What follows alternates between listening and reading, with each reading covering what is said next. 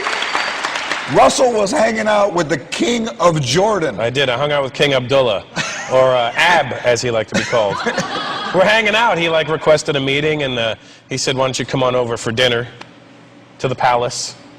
So I was like, "Yeah." Me and Gabriel Iglesias. Yeah. He invited us and a couple other comedians and my brother, and we were there having dinner. He cooked a steak. Started telling him things like he had really nice eyes. And Gabe was like, "What are you hitting on him, fool?" I go, "No, I'm just saying he's got really blue eyes." So he asked me what time my flight was in the morning. I said it's 10:30, leaving the hotel at 7:30 in the morning. And he goes, "Oh, that's too early." I go, "Well, you know." He's like, "I'll call the airport. You leave at 9. I'm like, "What?" I'm like, "Yeah, right. You're the king. The airport's named after you. You can do that." So I get to the airport. We all get to the airport at 9:30 in the morning. Our flight's at 10:30. There's these guys on the curb waiting for us. They take our passports and our luggage, and they send us up to a VIP room. And we're all chilling in this VIP room, looking at each other like, I can't believe, did we just really hang out with the king last night? And then it's like 10 to 10 now, and an angry Arab dude walks in the room, looks angry as hell, holding a passport. He's like, "Rásel Bíterzs." And I'm like, "That's me." I'm cocky as hell because I hung out with the king. I'm like, "What are you gonna do, right?" Like, so he's like, "Come with me," and I go, "No." And he goes, "Come with me," and I'm like, "All right, you ain't gotta get all uppity."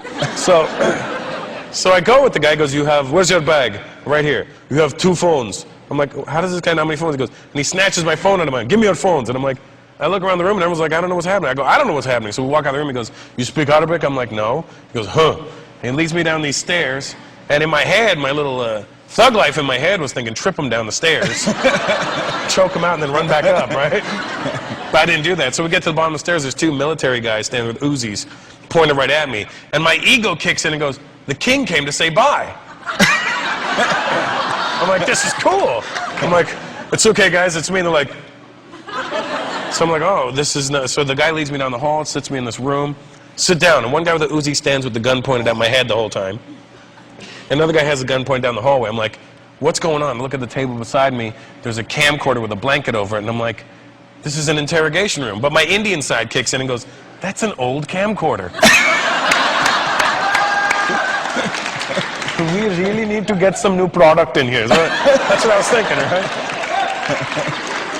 So he starts interrogating me. He's like, "Where were you last night?" I'm like, I did a show. "And then where did you go?" I was like, "Then I went to the palace." "What palace?" "What do you mean, what palace?" "The king's palace." "Which king?" "What do you mean, which? Don King." "What do you mean, the king? The guy behind you is a picture of the king." He goes, "My king?" I go, "Yeah, your king."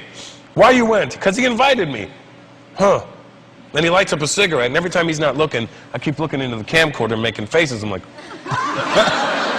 because I'm thinking homeboy with the gun's going to shoot me in the back of the head. And if I die, I want my last video to be, right?